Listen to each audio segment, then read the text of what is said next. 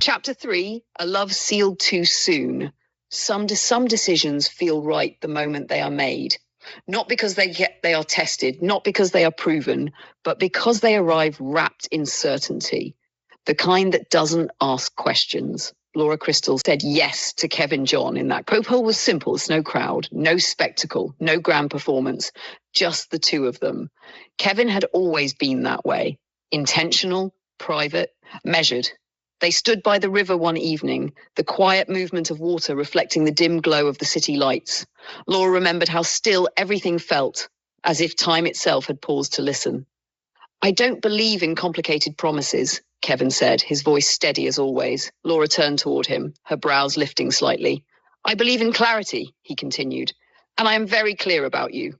Her heart began to race, but not with fear, with recognition. I want to build a life with you, Laura, he said. Not someday, not eventually, now. There was no kneeling, no dramatic pause, just a ring placed gently into her palm and a question spoken with quiet certainty. Will you marry me? Laura didn't hesitate. She didn't analyze. She didn't search for hidden meaning, because everything about Kevin had always felt intentional. Yes, she whispered. And just like that, it was done. The wedding came sooner than most expected, but to Laura, it didn't feel rushed, it felt aligned, family gathered, friends celebrated, and Kevin John stood at the altar with the same calm composure he carried in every moment of his life. There was no nervous shifting, no visible anxiety, only steadiness, as if this was exactly where he had always intended to be. Laura noticed it, of course she did, but she interpreted it as strength, as assurance, as love.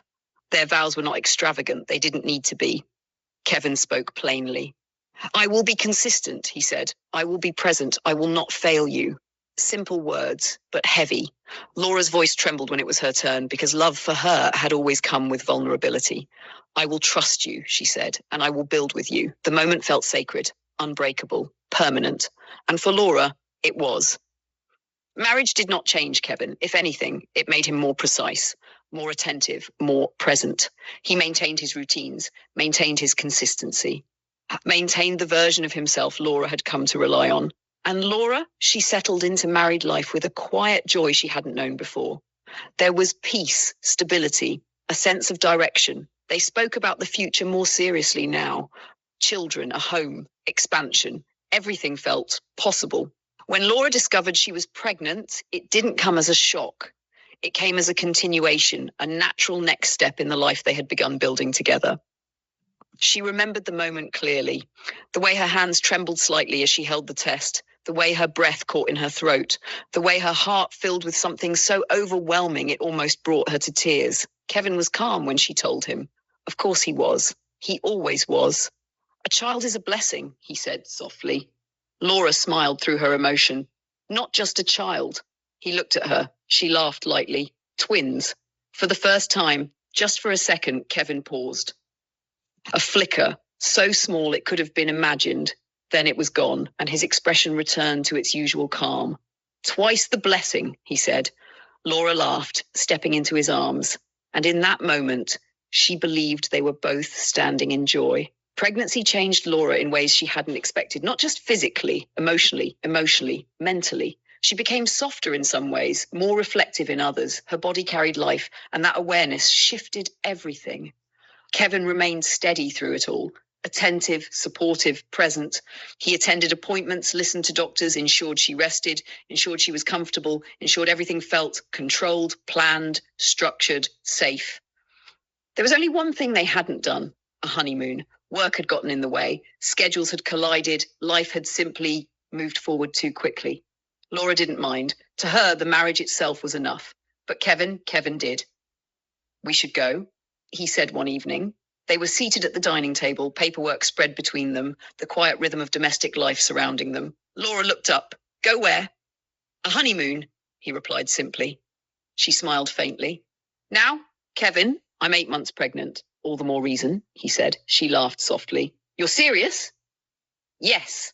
There was no hesitation in his voice, no uncertainty, just intention. I don't want us to miss this moment, he continued. Laura studied him carefully.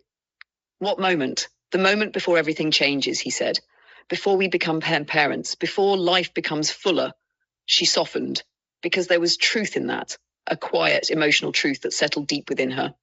This is the last time it's just us, Kevin added, and something about those words touched her, deeply. Still, she hesitated. I don't know if it's safe, she admitted. The travel, the stress, the timing. Kevin reached for her hand. I've already looked into it, he said gently. Everything will be arranged, comfortable, controlled. Controlled, that word again. But Laura didn't question it, because by now, Kevin's control felt like protection, not something to fear. Where would we even go? She asked. He met her gaze. The Caribbean. There was a softness in his voice when he said it, a familiarity, a connection. My home, he added quietly. Laura smiled. That sounds beautiful, she admitted. It will be, he said. Days passed. The conversation lingered, and slowly Laura's hesitation began to fade, not because the risks disappeared, but because her trust in Kevin outweighed them. He had never led her wrong before, never failed her, never broken her trust.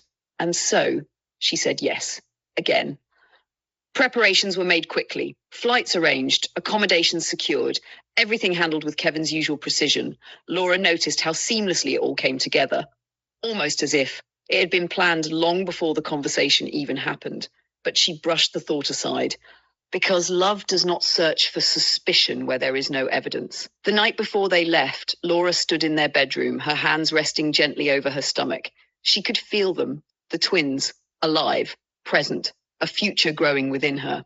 Kevin stood behind her, his reflection visible in the mirror. His gaze rested not on her face, but on her stomach. Quiet, focused, unreadable. You're going to be a wonderful mother, he said. Laura smiled softly. And you'll be an amazing father. He didn't respond immediately, and when he did, his voice was calm, measured. I will do what needs to be done. The words settled strangely in the air, but Laura didn't question them, because by now she trusted him too deeply to hear anything wrong. The journey to the Caribbean felt like the beginning of something new. Fresh air, warm sun, endless blue skies stretching into horizons that promised peace. Laura felt lighter there, freer, excited. This was their moment, their final chapter before parenthood, their time together. But what Laura did not know, what she could never have imagined, was that while she saw this trip as the beginning of something beautiful, Kevin John saw it as the final step in something already decided, already planned, already set in motion. Because the honeymoon was never about love, never about celebration, never about connection. It was about execution, and Laura Crystal walked into it willingly, blinded not by ignorance, but by trust. And sometimes trust is the most dangerous thing a person